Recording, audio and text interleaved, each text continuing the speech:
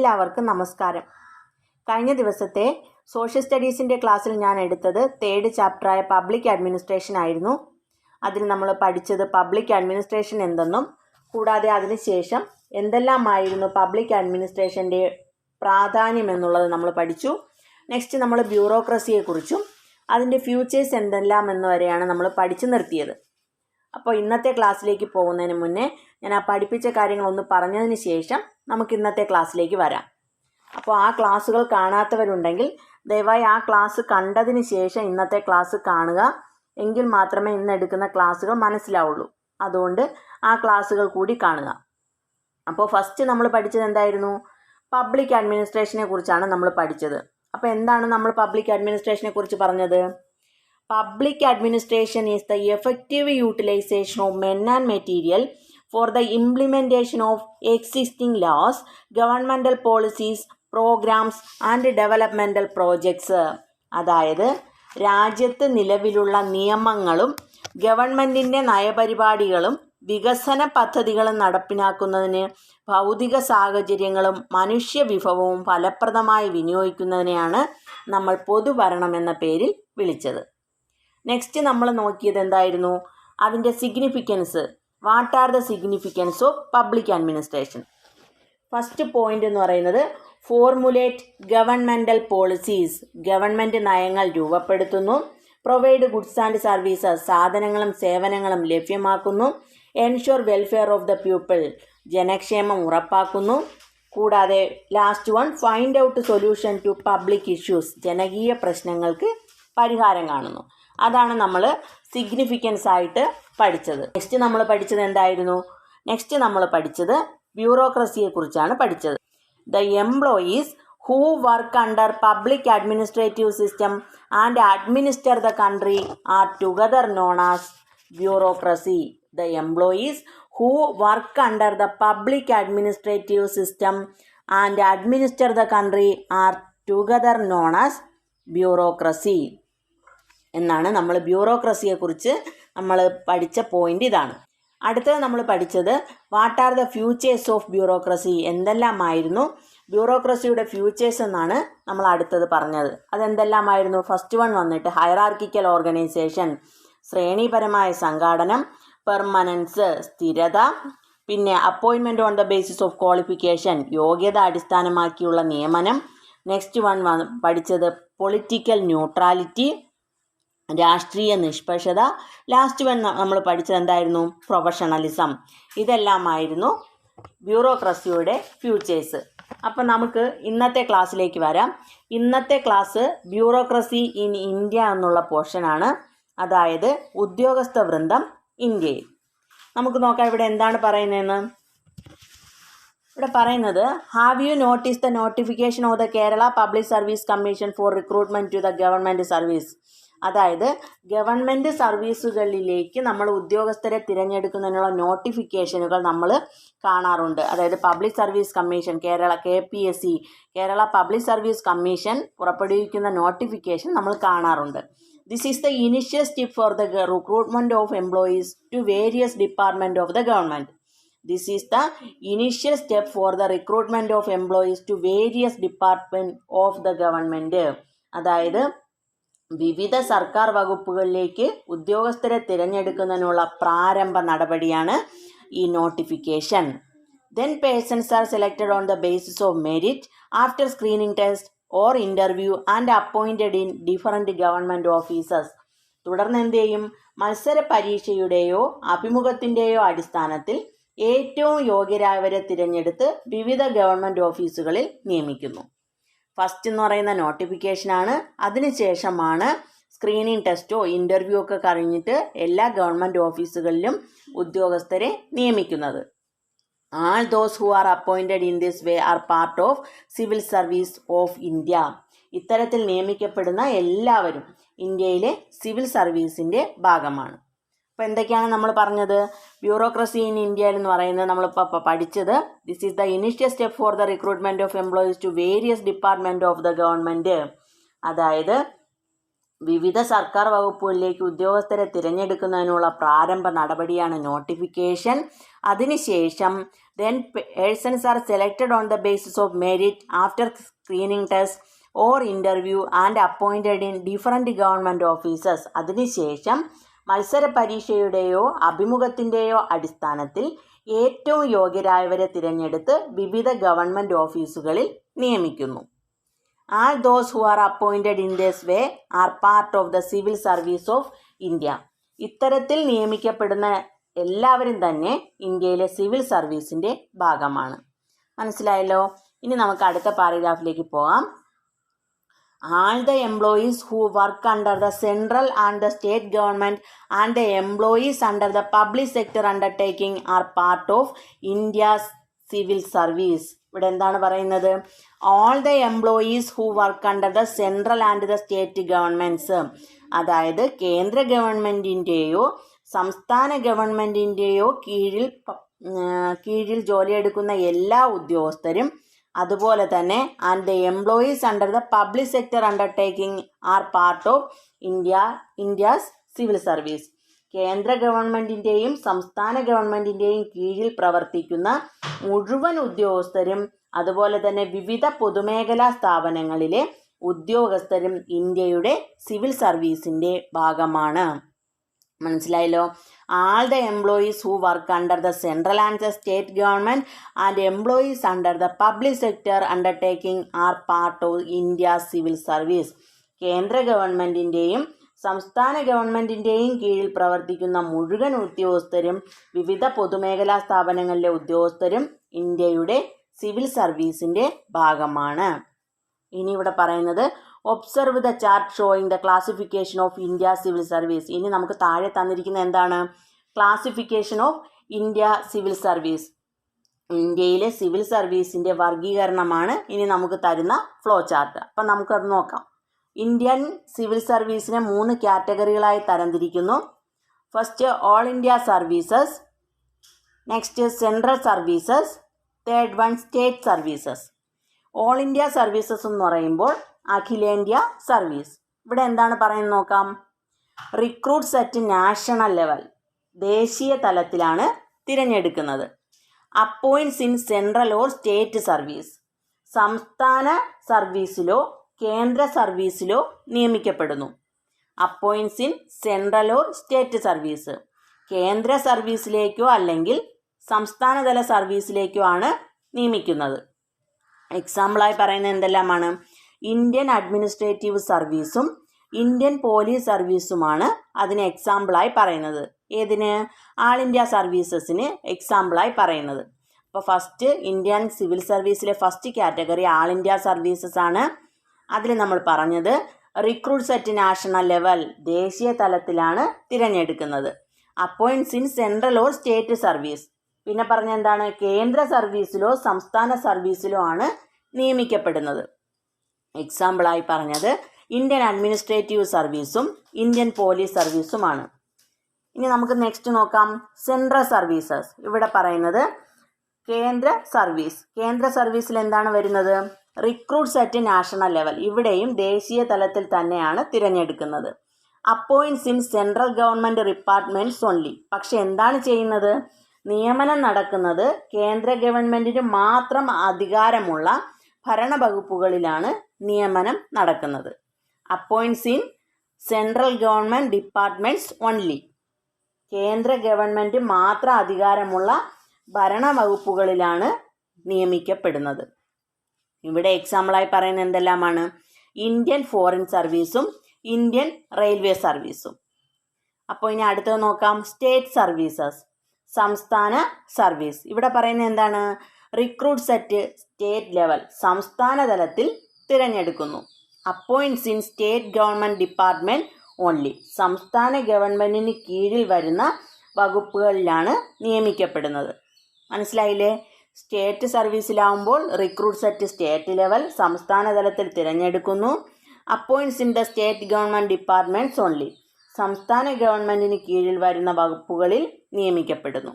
ഉദാഹരണമായിട്ട് പറയുന്നത് എന്താണ്? Sale tax officer.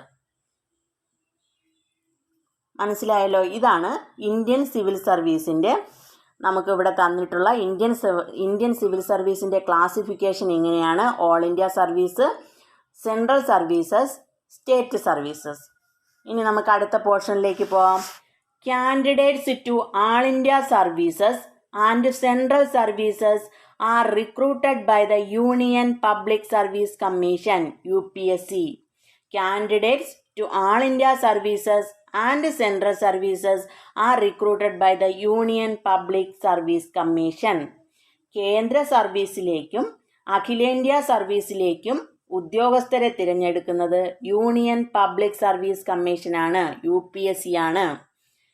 Candidates to all India services and central services are recruited by the union public service commission. കേന്ദ്ര സർവീസിലേക്കും അഖിലേന്ത്യാ സർവീസിലേക്കും ഉദ്യോഗസ്ഥരെ തിരഞ്ഞെടുക്കുന്നത് യൂണിയൻ പബ്ലിക് സർവീസ് കമ്മീഷൻ, അതായത് UPSC ആണ്. The chairman and the members of this commission are appointed by the President of India. ഇവിടെ പറയുന്നത് എന്താണ്? ഇതിലെ UPSCയിലെ ചെയർമാനെയും അതുപോലെ തന്നെ മറ്റുള്ള അംഗങ്ങളെയും തിരഞ്ഞെടുക്കുന്നത് ആരാണ്? ഇന്ത്യയുടെ പ്രസിഡൻ്റാണ്.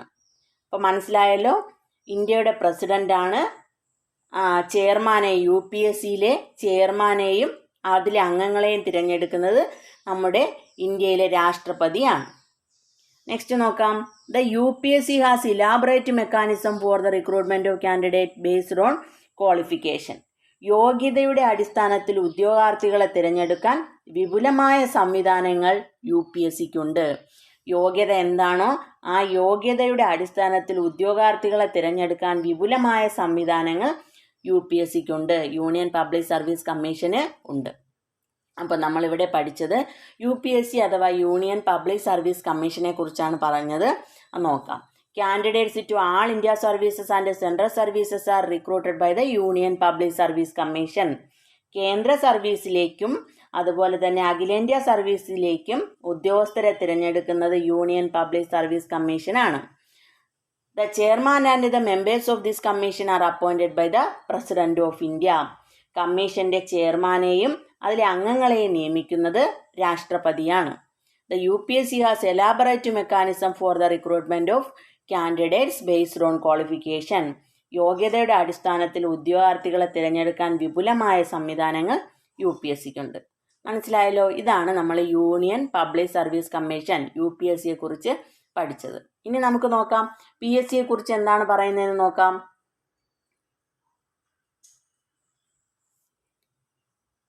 At the state level, candidates are recruited by the Public Service Commission of the state. അതായത് ഇവിടെ നമ്മൾ പഠിക്കുന്നത് എന്താണ്? PSCയെ കുറിച്ചാണ് പഠിക്കുന്നത്. പബ്ലിക് സർവീസ് കമ്മീഷനെ കുറിച്ചാണ് ഇവിടെ പഠിക്കുന്നത്. At the state level, candidates are recruited by the Public Service Commission of the state. സംസ്ഥാന തലത്തിൽ ഉദ്യോഗസ്ഥരെ തിരഞ്ഞെടുക്കുന്നത് അതതു സംസ്ഥാനങ്ങളിലെ പബ്ലിക് സർവീസ് കമ്മീഷനാണ്.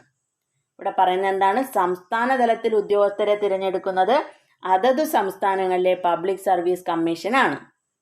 അതായത് PSC ആണ് അതതു സംസ്ഥാനങ്ങളിലെ ഉദ്യോഗസ്ഥരെ തിരഞ്ഞെടുക്കുന്നത്. The governor appoints the chairman and the members of the state public service commission. UPSCയിൽ നമ്മൾ പഠിച്ചു, ചെയർമാനെയും അതിലെ അംഗങ്ങളെയും തിരഞ്ഞെടുക്കുന്നത് പ്രസിഡന്റാണ്, രാഷ്ട്രപതിയാണ് തിരഞ്ഞെടുക്കുന്നതെങ്കിൽ PSCയിൽ പബ്ലിക് സർവീസ് കമ്മീഷനിൽ ചെയർമാനെയും അംഗങ്ങളെയും തിരഞ്ഞെടുക്കുന്നത് ആരാണ്? ഗവർണറാണ്. UPSC and state PSCs are constituted on the basis of constitutional provisions. UPSCയെയും PSCയെയും ഭരണഘടനാ നിയമത്തെ അടിസ്ഥാനമാക്കി നിലവിൽ വന്ന സ്ഥാപനങ്ങളാണ്. UPSC and the state PSCs are constituted on the basis of constitutional provisions. UPSCയും PSCയും ഭരണഘടനാ നിയമത്തെ അടിസ്ഥാനമാക്കി നിലവിൽ വന്ന സ്ഥാപനങ്ങളാണ്. അതുകൊണ്ട് നമ്മൾ ഇവയെ എന്തെന്ന് വിളിക്കുന്നു? So they are called constitutional institutions. അതിനാൽ നമ്മൾ ഇവയെ ഭരണഘടനാ സ്ഥാപനങ്ങൾ എന്ന പേരിൽ വിളിക്കുന്നു. അപ്പോൾ സൈഡിൽ നോട്ട് ചെയ്യാം, what is called constitutional institutions. അപ്പോൾ സൈഡിൽ നോട്ട് ചെയ്ത് വയ്ക്കുക. ഒന്നുകൂടെ പറയാം. At the state level, candidates are recruited by the Public Service Commission of the state. സംസ്ഥാന തലത്തിൽ ഉദ്യോഗസ്ഥരെ തിരഞ്ഞെടുക്കുന്നത് അതത് സംസ്ഥാനങ്ങളിലെ പബ്ലിക് സർവീസ് കമ്മീഷനാണ്. The governor appoints the chairman and the members of the state public service commission. ഇവിടെ ചെയർമാനെയും അതിലെ അംഗങ്ങളെയും തിരഞ്ഞെടുക്കുന്നത് ഗവർണറാണ്. UPSC and the state PSCs are constituted on the basis of constitutional provisions. UPSCയും PSCയും ഭരണഘടനാ നിയമത്തെ അടിസ്ഥാനമാക്കി നിലയിൽ വന്ന സ്ഥാപനങ്ങളാണ്. അതിനാൽ ഇവയെ നമ്മൾ എന്തെന്ന് വിളിക്കുന്നു? കോൺസ്റ്റിറ്റ്യൂഷണൽ ഇൻസ്റ്റിറ്റ്യൂഷൻസ് എന്ന പേരിൽ വിളിക്കുന്നു. ഇനി നമുക്ക് അടുത്ത പാരഗ്രാഫ് നോക്കാം. Hierarchical organization, one of the significant features of bureaucracy, creates delay in taking decisions in administrative field. എന്താണ് പറയുന്നത്? നമ്മൾ പഠിച്ചു, ഒരു ഫ്യൂച്ചറാണ്, അതായത് ബ്യൂറോക്രസിയുടെ പ്രധാനപ്പെട്ട ഫ്യൂച്ചറുകളിൽ ഒന്നാണ് ഹൈറാർക്കിക്കൽ ഓർഗനൈസേഷൻ, അതായത് ശ്രേണിപരമായ സംഘാടനം. ഏറ്റവും ഉയർന്ന തലത്തിൽ ഒരു ഉദ്യോഗസ്ഥനും താഴെ തലങ്ങളിലേക്ക് വരുംതോറും കൂടുതൽ ഉദ്യോഗസ്ഥരും ഉൾക്കൊള്ളുന്ന രീതിക്കാണ് നമ്മൾ ഹൈറാർക്കിക്കൽ ഓർഗനൈസേഷൻ എന്ന പേരിൽ വിളിച്ചത്. അതാണ് ഇവിടെ പറയുന്നത്. Hierarchical organisation, one of the significant features of bureaucracy, creates delay in taking decisions in administrative field. ശ്രേണിപരമായ സംഘാടനം ഉദ്യോഗസ്ഥ വൃന്ദത്തിൻ്റെ പ്രധാന സവിശേഷതയാണ് നമ്മൾ പഠിച്ചിട്ടുണ്ടായിരുന്നു. ഇത് പലപ്പോഴും എന്താണ്, വേഗത്തിൽ തീരുമാനമെടുക്കുന്നതിന് തടസ്സമാകാറുണ്ട്. അതുകൊണ്ട് തന്നെ ഇതിനെ പരിഹരിക്കുന്നതിനായി to solve this and provide better service easily the government has taken certain step. അതായത് ഇത്തരത്തിലുള്ള പ്രശ്നങ്ങൾ പരിഹരിക്കാനും പൊതുജനങ്ങൾക്ക് മെച്ചപ്പെട്ട സേവനങ്ങൾ എളുപ്പത്തിൽ ലഭിക്കാനും വേണ്ടി ഗവൺമെൻറ് ചില നടപടികളെല്ലാം ആവിഷ്കരിച്ചിട്ടുണ്ട്. ഇനി നമ്മൾ പഠിക്കാൻ പോകുന്നത് ആ നടപടികൾ എന്താണ്, അല്ലെങ്കിൽ ആ പരിഷ്കാരങ്ങൾ എന്തെല്ലാമാണെന്നുള്ളതാണ് ഇനി നമ്മൾ നോക്കാൻ പോകുന്നത്. അപ്പോൾ നമ്മളിപ്പോൾ പഠിച്ചത് UPSCയെക്കുറിച്ചും PSCയെക്കുറിച്ചും പഠിച്ചു. UPSCയിലെ മെമ്പേഴ്സിനെയും അതുപോലെ തന്നെ ചെയർമാനെയും തിരഞ്ഞെടുക്കുന്നത് ആരാണെന്ന് പഠിച്ചു. PSCയിൽ വന്നിട്ട് PSC എന്താണെന്ന് പഠിച്ചു. നെക്സ്റ്റ് നമ്മൾ അതിലെ ചെയർമാനെയും മെമ്പേഴ്സിനെയും എല്ലാം തിരഞ്ഞെടുക്കുന്നത് ആരാണെന്നും നമ്മൾ പഠിച്ചു. ഇനി നമുക്ക് നോക്കാനുള്ളത് അഡ്മിനിസ്ട്രേറ്റീവ് റിഫോംസ് ആണ്, അതായത് ഭരണ നവീകരണം.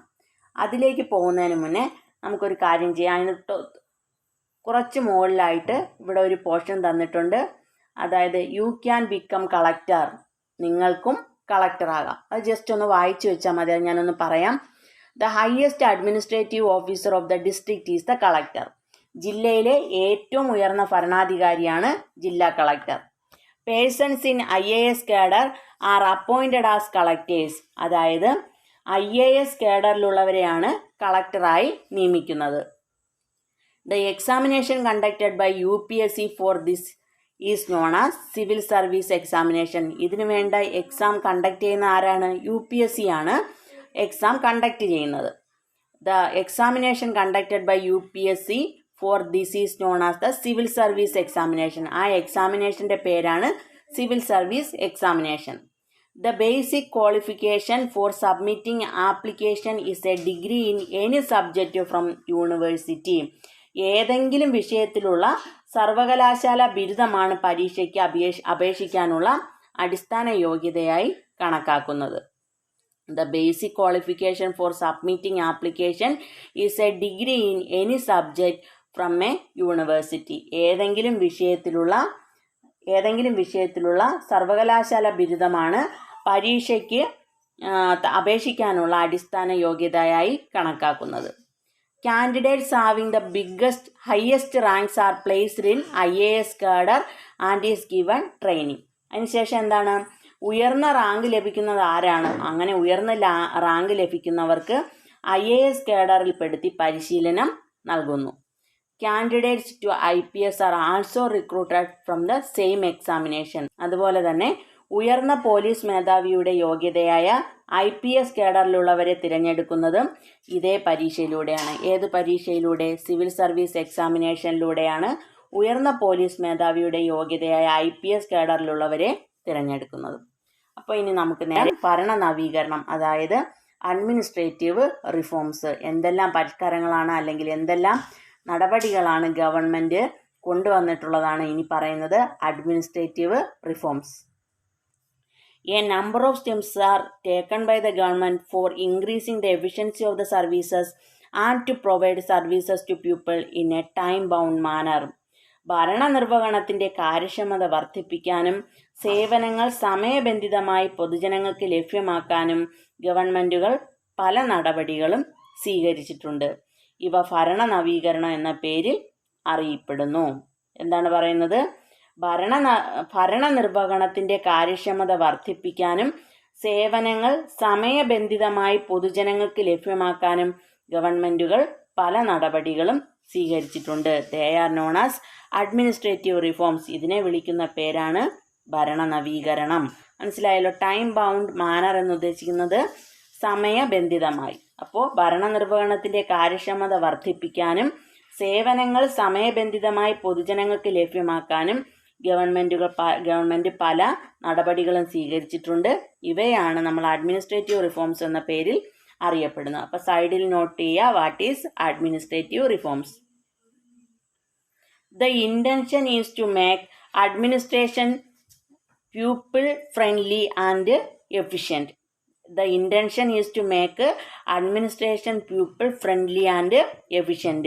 ഇതിൻ്റെ ലക്ഷ്യം എന്താണ് അല്ലെങ്കിൽ ഉദ്ദേശം എന്താണെന്നുള്ളതാണ് ഇനി പറയുന്നത്. അഡ്മിനിസ്ട്രേറ്റീവ് റിഫോംസിൻ്റെ ഉദ്ദേശം എന്തെന്നുള്ളതാണ് ഇനി പറയുന്നത്. അതായത് ഭരണം കാര്യക്ഷമവും ജനസൗഹൃദപരമാക്കുകയുമാണ് ഇതിലൂടെ ഉദ്ദേശിക്കുന്നത്. For These government constitute administrative reforms commission at national and state level. ഇതിനു വേണ്ടി എന്ത് ചെയ്തു? ദേശീയ തലത്തിലും സംസ്ഥാന തലത്തിലും ഭരണ പരിഷ്കാര കമ്മീഷനുകളെ രൂപീകരിക്കാറും ഉണ്ട്. മനസ്സിലായല്ലോ? A number of steps are taken by the government for increasing the efficiency of service and to provide service to people in a time-bound manner. They are known as administrative reforms. ഭരണനിർവഹണത്തിൻ്റെ കാര്യക്ഷമത വർദ്ധിപ്പിക്കാനും സേവനങ്ങൾ സമയബന്ധിതമായി പൊതുജനങ്ങൾക്ക് ലഭ്യമാക്കാനും ഗവൺമെൻറ്റുകൾ പല നടപടികളും സ്വീകരിച്ചിട്ടുണ്ട്. അതിൽ ഇവയാണ് ഇങ്ങനെ സ്വീകരിച്ചിട്ടുള്ള നടപടികളെയാണ് നമ്മൾ എന്തെന്ന് വിളിക്കുന്നത്? അഡ്മിനിസ്ട്രേറ്റീവ് റിഫോംസ് എന്ന പേരിൽ വിളിക്കുന്നത്, ഭരണ നവീകരണം എന്ന് വിളിക്കുന്നത്. The intention is to make administration people friendly and efficient. ഭരണം കാര്യക്ഷമവും ജനസൗഹൃദപരമാക്കുകയുമാണ് ഇതിലൂടെ ഉദ്ദേശിക്കുന്നത്. For this government constitute administrative reform commissions at national and state level. ഇതിനു വേണ്ടി എന്ത് ചെയ്തു? ദേശീയ തലത്തിലും സംസ്ഥാന തലത്തിലും ഭരണപരിഷ്കാര കമ്മീഷനുകൾ രൂപീകരിക്കാറുണ്ട്. Let's familiarise with some steps taken for administrative reforms in our country. ഭരണ നവീകരണം ലക്ഷ്യമാക്കി നമ്മുടെ രാജ്യത്ത് നടപ്പാക്കിയ ചില പരിഷ്കാരങ്ങളാണ് ഇനി നമ്മൾ പരിചയപ്പെടാൻ പോകുന്നത്.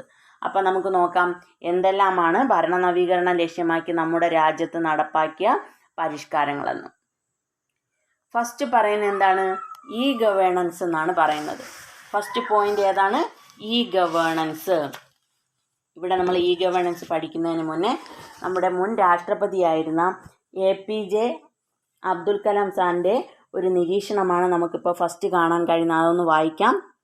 Transparent and vibrant government project, safe and speedy information that reaches to all without red tapism, project that is available to all citizens without any discrimination. എന്താണ് അദ്ദേഹം പറയുന്നത്? സുതാര്യവും ചുറുചുറുക്കുമുള്ള ഗവൺമെൻറ് പദ്ധതി. Transparent and vibrant government project, സുതാര്യവും ചുറുചുറുക്കുമുള്ള government പദ്ധതി. Safe and speedy information that reaches to all without red tapism, എല്ലാവരിലും സുരക്ഷിതമായും വേഗത്തിലും ഡിപ്പാർട്ട്മെൻറ്റ് തലത്തിലുമുള്ള തടസ്സങ്ങളില്ലാതെയും എത്തുന്ന വിവരങ്ങൾ. നെക്സ്റ്റ് എന്താണ്? Project that is available to all citizens without any discrimination. അതായത് എല്ലാ പൗരന്മാർക്കും യാതൊരു പക്ഷഭേദവുമില്ലാതെ. ഡിസ്ക്രിമിനേഷൻ എന്ന് പറയുമ്പോൾ എന്താണ്? പക്ഷഭേദം. അപ്പോൾ അങ്ങനെ ഒരു പക്ഷഭേദവുമില്ലാതെ എല്ലാ പൗരന്മാർക്കും വ്യക്തമായ സേവനം ലഭ്യമാക്കുന്ന പദ്ധതി എന്നാണ് ഈ ഗവേണൻസിനെ കുറിച്ച് മുൻ രാഷ്ട്രപതിയായിരുന്ന APJ അബ്ദുൽ കലാം പറഞ്ഞിരിക്കുന്നത്. ഇനി നമുക്ക് നോക്കാം. Developments attained in the field of science and technology should be utilized in the administrative sector also. അപ്പോൾ ശാസ്ത്ര സാങ്കേതിക രംഗത്ത്, സയൻസ് ആൻഡ് ടെക്നോളജി, ശാസ്ത്ര സാങ്കേതിക രംഗത്ത് നാം കൈവരിച്ച പുരോഗതി ഭരണരംഗത്തും പ്രയോജനപ്പെടുത്തേണ്ടതുണ്ട്. അതായത് ശാസ്ത്ര സാങ്കേതിക രംഗങ്ങളിൽ നമ്മൾ വളരെയധികം നേട്ടങ്ങൾ കൈവരിച്ചിട്ടുണ്ട്. ഇത്തരത്തിൽ നേട്ടങ്ങൾ കൈവരിച്ചതുപോലെ തന്നെ ഭരണരംഗത്തും അത് പ്രയോജനപ്പെടുത്തേണ്ടതായിട്ടുണ്ട്. Development attained in the field of science and technology should be utilized in the administrative sector also. ശാസ്ത്ര സാങ്കേതിക രംഗത്ത് നാം കൈവരിച്ച പുരോഗതി ഭരണരംഗത്തും പ്രയോജനപ്പെടുത്തേണ്ടതുണ്ട്. E-governance is the use of electronic technology in administration. Electronic സാങ്കേതിക വിദ്യയുടെ ഭരണരംഗത്തെ ഉപയോഗമാണ് ഇ-ഗവേണൻസ്. അപ്പോൾ ഇ-ഗവേണൻസ് എന്തെന്നാണ് പറയുന്നത്? E-governance is the use of electronic technology in administration. Electronic സാങ്കേതിക വിദ്യയുടെ ഭരണരംഗത്തെ ഉപയോഗമാണ് e-governance. This helped to obtain government services easily in speedy manner. ഇതെന്ത് ചെയ്യുന്നു? ഇത് ഗവൺമെൻറ് സേവനങ്ങൾ വേഗത്തിലും എളുപ്പത്തിലും ലഭിക്കുന്നതിന് സഹായകമായി.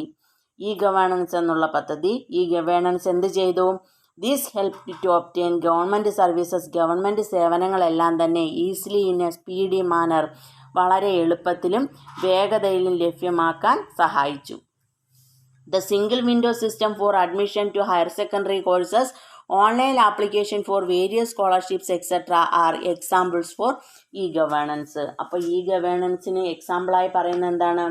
നമുക്കറിയാം, ഇപ്പോൾ +1-ൻ്റെയൊക്കെ അഡ്മിഷൻ നടക്കുന്നത് ഏകജാലക സംവിധാനത്തിലൂടെയാണ്. അപ്പോൾ അങ്ങനെയുള്ള ഹയർ സെക്കൻഡറി പ്രവേശനത്തിനുള്ള ഏകജാലക അപേക്ഷ, വിവിധ സ്കോളർഷിപ്പുകൾക്കായിട്ടുള്ള ഓൺലൈൻ അപേക്ഷ തുടങ്ങിയവ ഇ-ഗവേണൻസിന് ഉദാഹരണങ്ങളാണ്. Let's examine the benefits of E-governance. ഇനി നമ്മൾ നോക്കാൻ പോകുന്നത് എന്താണ്? ഇ-ഗവേണൻസിൻ്റെ ബെനിഫിറ്റ്സ് എന്തെല്ലാമാണ്, നേട്ടങ്ങൾ എന്തെല്ലാമാണെന്നാണ് ഇനി നോക്കുന്നത്. അപ്പോൾ ഞാൻ ഇ-ഗവേണൻസ് ഒന്നുകൂടെ പറയാം.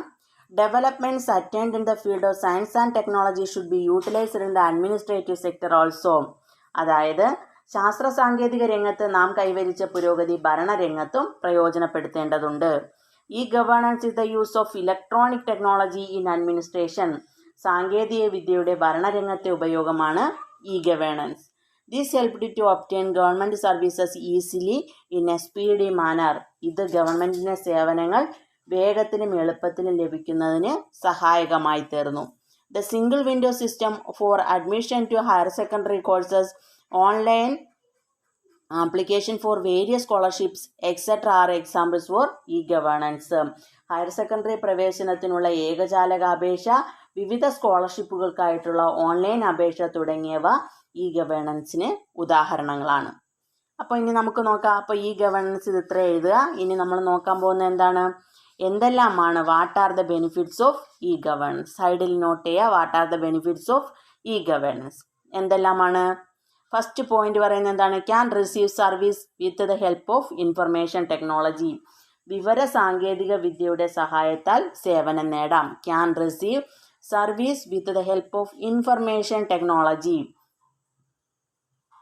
വിവര സാങ്കേതിക വിദ്യയുടെ സഹായത്താൽ സേവനം നേടാം. need not to wait in government offices for services. സേവനത്തിനായി സർക്കാർ ഓഫീസുകളിൽ കാത്തു നിൽക്കേണ്ടതില്ല. Government services offered speedily and with less expense. സർക്കാർ സേവനം കുറഞ്ഞ ചെലവിലും വേഗത്തിലും ലഭിക്കുന്നു. Efficiency of the offices and the quality of the services get enhanced. ഓഫീസുകളുടെ കാര്യക്ഷമതയും സേവനത്തിൻ്റെ ഗുണമേന്മയും വർദ്ധിക്കുന്നു. അപ്പോൾ ഇത്രയുമാണ് ബെനിഫിറ്റ്സ് ഓഫ് ഇ-ഗവേണൻസ്. ഒന്നും കൂടി പറയാം. Can receive service with the help of information technology. വിവര സാങ്കേതിക വിദ്യയുടെ സഹായത്താൽ സേവനം നേടാം. രണ്ടാമത്തെ point, need not to wait in government offices for services. സേവനത്തിനായി സർക്കാർ ഓഫീസുകളിൽ കാത്തു നിൽക്കേണ്ടതില്ല. Third point, government services offered speedily and with less expense. സർക്കാർ സേവനം കുറഞ്ഞ ചെലവിലും വേഗത്തിലും ലഭിക്കുന്നു. Efficiency of the offices and quality of the services get enhanced. ഓഫീസുകളുടെ കാര്യക്ഷമതയും സേവനത്തിൻ്റെ ഗുണമേന്മയും വർദ്ധിക്കുന്നു. അപ്പോൾ മനസ്സിലായല്ലോ, ഇതാണ് ബെനിഫിറ്റ്സ് ഓഫ് ഇ-ഗവേണൻസ്. ഇനി നമുക്ക് നോക്കാം, ഇനി എന്താ പറയുന്നതെന്ന്. These facilities are now available in all government offices. ഇത്തരത്തിലുള്ള സൗകര്യങ്ങളെല്ലാം തന്നെ ഇപ്പോൾ എല്ലാ ഗവൺമെൻറ് ഓഫീസുകളിലും ലഭ്യമാണ്. The basic facilities are ensured to all through the Akshaya centres in Kerala. കേരളത്തിൽ ഇതെല്ലാവർക്കും പ്രാപ്യമാക്കാനുള്ള അല്ലെങ്കിൽ ലഭ്യമാക്കാനുള്ള അടിസ്ഥാന സൗകര്യങ്ങൾ അക്ഷയ കേന്ദ്രങ്ങളിലൂടെ ഉറപ്പുവരുത്തുന്നു. The basic facilities are ensured to all through the Akshaya centres in Kerala. കേരളത്തിൽ ഇതെല്ലാവർക്കും പ്രാപ്യമാക്കാനുള്ള അടിസ്ഥാന സൗകര്യങ്ങൾ അക്ഷയ കേന്ദ്രങ്ങളിലൂടെ ഉറപ്പുവരുത്തുന്നു. People can receive the services of e-governance at home with the spread of e-literacy. എന്താണ് പറയുന്നത്? People can receive the services of e-governance at home with the spread of e-literacy. അതായത് ഈ സാക്ഷരത വ്യാപകമാകുന്നതോടെ ഈ ഗവേണൻസ് വഴിയുള്ള സേവനങ്ങൾ വീട്ടിൽ നിന്ന് തന്നെ എല്ലാവർക്കും നേടാൻ കഴിയും. അപ്പോൾ മനസ്സിലായല്ലോ നമ്മൾ പറഞ്ഞത് ഈ ഗവേണൻസിനെ കുറിച്ചാണ് പറഞ്ഞത്. അതുപോലെ തന്നെ ഈ ഗവേണൻസിൻ്റെ ബെനിഫിറ്റ്സിനെ കുറിച്ചും നമ്മളിപ്പോൾ പറഞ്ഞു. നമുക്ക് ടോപ്പിൽ വന്നു കഴിഞ്ഞാൽ ജസ്റ്റ് നിങ്ങൾ വായിച്ച് വെച്ചിരുന്നാൽ മതി.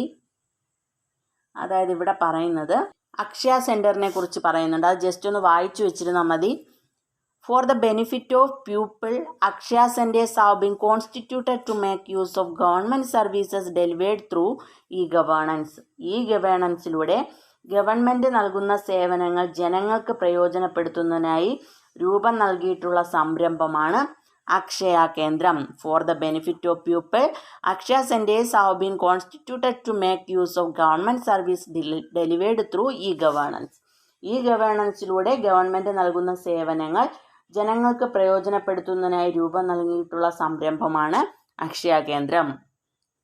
It also aims at making people e-literate. എന്താണ് പറയുന്നത്? ജനങ്ങളെ ഈ സാക്ഷരരാക്കുക എന്നതും അക്ഷയ കേന്ദ്രത്തിൻ്റെ ലക്ഷ്യമാണ്. E-literacy is the awareness about basic information about internet technology. പിന്നെ പറയുന്നത് എന്താണ്? ഇൻ്റർനെറ്റ് ഇലക്ട്രോണിക് സാങ്കേതിക വിദ്യയുടെ പ്രാഥമിക അറിവാണ് ഈ സാക്ഷരത. അപ്പോൾ ജസ്റ്റ് അതൊന്ന് വായിച്ചു വെച്ചിരുന്നാൽ മതി. നമുക്ക് പഠിക്കാനുള്ള റൈറ്റ് ടു ഇൻഫർമേഷൻ നമുക്ക് അടുത്ത ക്ലാസ്സിൽ പഠിക്കാം. ഭരണ നവീകരണത്തിൻ്റെ കാര്യങ്ങളാണ് നമ്മളിപ്പോൾ പറഞ്ഞുകൊണ്ടിരിക്കുന്നത്. ഫസ്റ്റ് നമ്മൾ പഠിച്ചത് എന്താണ്?